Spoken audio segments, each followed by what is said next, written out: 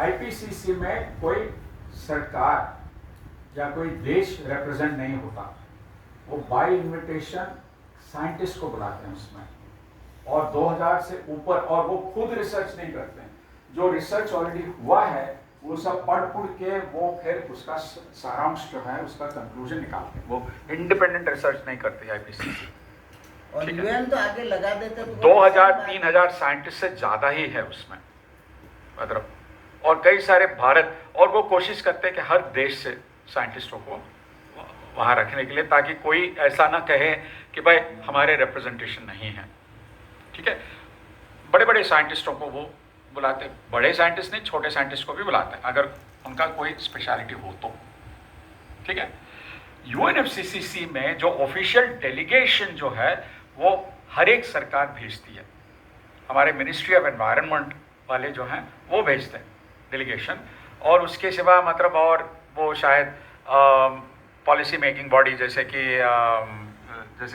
ये जो है विज्ञान प्रसार से वगैरह कुछ साइंटिस्टों को ऐसे ले जाते हैं वहाँ पे। ठीक है, अब जैसे मैंने आपको कल बताया, यूएनएफसीसीसी के पोजीशंस जो रहे हैं क्लाइमेट चेंज को मतलब टैकल करने के लिए, वो 5 पोजीशंस रहे हैं। लेटेस्ट पोजीशन जो है टेम्परेचर को कंट्रोल करना है,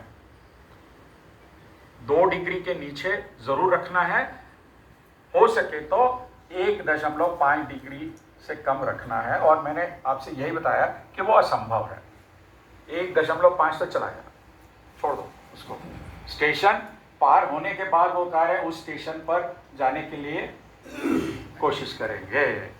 गाड़ी निकल गई,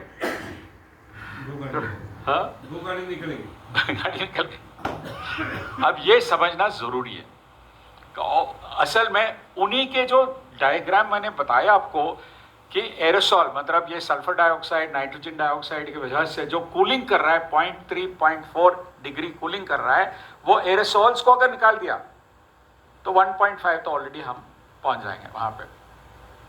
तो उन्हीं का डेटा से बता रहा हूं मैं, और कई सारे साइंटिस्ट सहमत है, कई सारे साइंटिस्ट, सभी साइंटिस्ट जानते हैं ये चीज, इस चीज को। अच्छा, तो सेपैक के पोजीशन क्या रहा है? सेपैक के पोजीशन ये रहा है, सपाक का फुल फॉर्म बता दो। South Asian people's action on climate crisis. यानी कि जैसे मैंने कल कहा कि भाई देखो, सरकारें बड़ी चेंजेस नहीं ला सकते, छोटे मोटे कर सकते हैं, चाहे वो किसान का मसला हो, ऐसे कर सकते हैं, क्योंकि वो बड़े सोशल चेंज नहीं है। बड़े सोशल चेंज अगर इतिहास को अगर आप देखेंगे, वो लोगों ने ही किया है, सरकारें जो हैं वो कभी नहीं किया है। चाहे वो रूस क्रांति हो, चीन क्रांति हो, अमेरिकन वॉर ऑफ इंडिपेंडेंस हो, या इंडियन इंडिपेंडेंस मूवमेंट हो, या फ्रेंच रेवोल्यूशन हो, जो भी, ये सरकारें नहीं करते, न कर सकते, ये लोग ही कर सकते हैं। और इसलिए मैं कहता हूँ ये ग्लोबल टू लोकल वाला लिंक जो है वो बहुत इंपॉर्टेंट है, और ग्रास रूट लेवल से काम करना बहुत ज़रूरी है। इसमें बहुत अड़चने हैं, क्योंकि सभी लोगों को एक मंच पे लाना बहुत ज़रूरी है, तब तक इस सवाल को हम सुलझा नहीं सकते। तो ये लोकल लेवल जो जितना भी हो रहा है वो ग्लोबल से कैसा जुड़ा हुआ है, ये समझाना, समझना, समझाना बहुत बहुत ज़रूरी है। और ये कार्बन और एनर्जी लिंक्स के द्वारा हम कर सकते हैं, कार्बन साइकिल्स, एनर्जी साइकिल्स के थ्रू हम कर सकते हैं। यानी कि इसका जो सोशियोलॉजी है, कार्बन साइकिल और एनर्जी साइकिल, सिर्फ ये साइंटिफिक चीज़ें नहीं है, क्योंकि पूरे एनर्जी साइकिल में सोशियोलॉजी है। भाई किसको धन मिलता है, किसको नहीं मिलता, ये एनर्जी साइकिल और कार्बन साइकिल, कौन प्रदूषण कर रहा है, कौन नहीं कर रहा है। तो बात ये है। अब सेपैक का पोजीशंस 5 हैं जो हैदराबाद में डिफाइन हुआ है। पहले ये चीज है, मैं बहुत शॉर्ट में बताऊंगा, ज्यादा समय नहीं लूंगा। तो पहले चीज ये है, अंग्रेजी में लिखो, हाँ, कि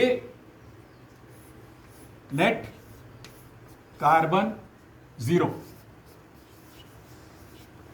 होना है अगवा देश के लिए 2030 तक, और पिछड़े हुए देश को 2040 तक, और इसके साथ साथ सस्टेनेबिलिटी होना है।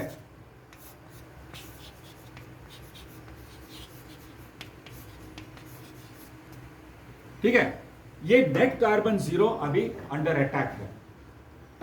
इसका डिटेल में तुरंत नहीं जाऊंगा, अगर जाना है तो बाद में करेंगे इस चीज को। तो इसको थोड़ा सा सेटबैक को रीडिफाइन करना पड़ेगा, उस कोशिश में ऑलरेडी हैं। जैसे कि एक पर्सपेक्टिव्स वाला सीरीज ऑफ टॉक्स शुरू कर रहे हैं, और पहले जो लेक्चर है मैं दे रहा हूं उसको पब्लिश भी करूंगा बाहर। और ये चूंकि कॉर्पोरेट्स ने इस्तेमाल करके गोलमाल कर दिया, अब ये नेट निकालना पड़ेगा और जीरो कार्बन एमिशन बाय 2030 और 2040 करना पड़ेगा। ऐसे कुछ रिफॉर्मुलेट करना पड़ेगा। ये पहले ये है। दूसरा ये है कि इक्विटी होना जरूरी है, यानी कि समानता होना जरूरी है। और हमने ये सेटबैक में कहा कि सबसे जो ज्यादा ऊर्जा मिल रहा है या पैसा मिल रहा है या इनकम मिल रहा है, वो रेशियो सबसे जो ज्यादा मिल रहा है, अगर उसको 2 मिल रहा है, सबसे जो कम मिल रहा है वो रेशियो 1:2। ये बहुत ही एक रेडिकल डिमांड है। 1:2 से ज्यादा नहीं होना चाहिए। यानी कि अगर मैं 100 रुपए दिन में कमा रहा हूं, तो सुखदेव सिंह जी जो है वो 200 रुपए से ज्यादा कमाना नहीं चाहिए। समझ गए? क्योंकि हमारे अंडरस्टैंडिंग के हिसाब से ये दोनों चीज, असततता और असमानता जो है वो बहुत, उनका संपर्क जो है बहुत नजदीक है, बहुत नजदीक है। ठीक है। तीसरा, जिन लोगों ने खराब किया पर्यावरण को, वो अपने आप को जिम्मेदार मानना चाहिए। Responsibility for degrading environment.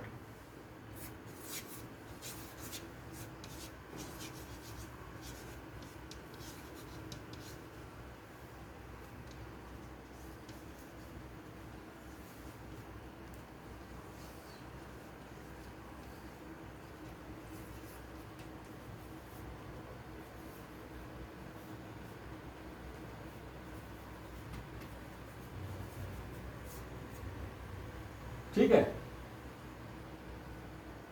इससे मतलब बहुत आगे हमने बोला नहीं, मतलब सेटबैक ने बोला नहीं। इसका मतलब ये भी है कि भाई आपने खराब किया तो पैसा भरो, और वो अरबों, मतलब लाखों अरबों रुपए में होगा।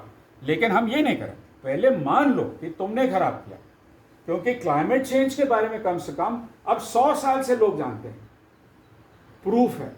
वो कौन मानेगा? वो तो कोई मानेगा नहीं। हाँ, यहीं पे पॉलिटिक्स आता है ना, हाँ, यहीं पे पॉलिटिक्स आता है। यही जन आंदोलन खड़ा करना पड़ेगा। हाँ, तो हम कहते हैं कि भाई अमेरिका और यूरोप जो हैं, आप पहले तो मान लो कि आपने खराब किया। वो मानने के लिए तैयार नहीं है। जो अमीर लोग हैं, मान लो कि आपने, आपका कंजम्पशन, उपभोग की वजह से आपने खराब किया।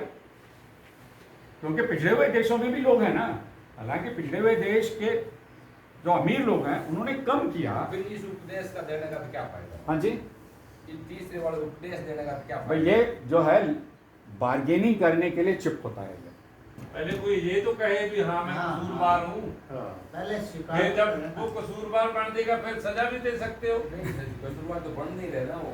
नहीं, लेकिन वो यही तो मूवमेंट बनानी है कि यार ये मान तो लो ना। यही है तो। वो क्या कर रहे हैं? फिर अगर वो कह देंगे ठीक है हम मान लेते हैं, फिर आप कहोगे तो ठीक है, जो आप मान तो गए ना कि हमने किया है, फिर अब इसका हटाना पर तो इसमें से कई और सारे मांग आ सकते हैं, जैसे कि बांग्लादेश से 10 करोड़ लोग बेघर हो जाएंगे। बेघर हो जाए। हम कह रहे हैं कि उनको ले जाओ, और जिस रेशियो में आपने मतलब एमिशंस किया है, उस रेशियो में आप उनको वहां ले जाके उनको मतलब सेटल करो। वो तो मीटिंग से भाग जाएंगे, फ्रांस से अमेरिका भागा वैसे वो तो कर ही रहे हैं। वो तो ये कर रहे हैं भारत से कि आप पहले पीक जो है, आपका एमिशंस पीक का डेट आप बताओ। तो ये जो लड़ाई चल रहा है वहां पे,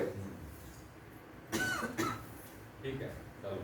ये मतलब ये सब क्लाइमेट जस्टिस का एक जरूर नेसेसरी पार्ट है। जो जो भारत जैसा देश है, हाँ गरीब देशों के जो अमीर हैं वो भी उनको ऊपर हाँ बिल्कुल, लेकिन उनका जो हिस्सा है ना वो फिर भी कम है। वो कितने साल से अमीर हैं?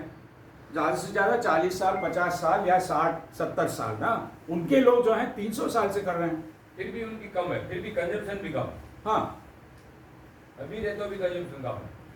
अंबानी अडानी हिस्टोरिक एमिशंस देखना पड़ेगा ना, 300 साल पहले से आज तक। अब यूके जो है, इंग्लैंड जो है, वो तो अब अगवा देश तो है ही, लेकिन वो चीन से अब कमज़ोर हो गया है। लेकिन हिस्टोरिकली अगर इंग्लैंड का एमिशंस देखा जाए ना, वो चीन से ज़्यादा है, क्योंकि वो 1700 से वो छोड़ रहे हैं कुल मिला के। वो देखना पड़ेगा। चलिए नेक्स्ट। थैंक्स। चौथा, जो हमारे जो मित्र हैं जैसे कि extinction rebellion, Fridays for future वगैरह वगैरह, ये बोलते नहीं हैं इस चीज़ को। हम ये कहते हैं कि भाई जो खराब हुआ पर्यावरण को दुरुस्त करो। दुरुस्त करना ज़रूरी है। जो बिगड़ा हुआ हवा है, प्रदूषित हवा है, पानी है, उसको repair मिट्टी है, Restore। जो जंगल हमने काटा है उसको रिस्टोर करो। रिस्टोर नहीं कर सकते पूरे, मतलब जैसे है वैसा फॉर्मुलेशन रिस्टोर है। Restore degraded environment.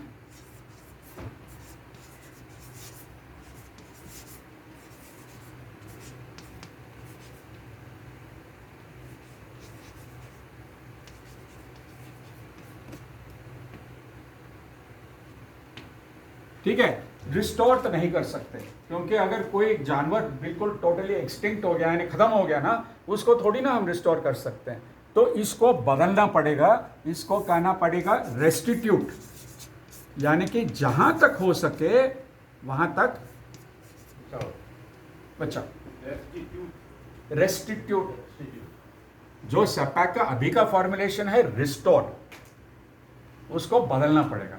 तो सेपैक के फॉर्मुलेशंस में भी अब थोड़े बहुत बातचीत करना ज़रूरी है, डिस्कशन करना ज़रूरी है।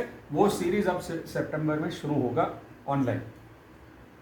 ठीक है, ये 4। पांचवा किसी को याद है? नया कुछ करना। नहीं नया नहीं, पीस। नहीं पीस नहीं है उसमें। पांचवा जो बच गया उसका हाँ? नहीं है। नहीं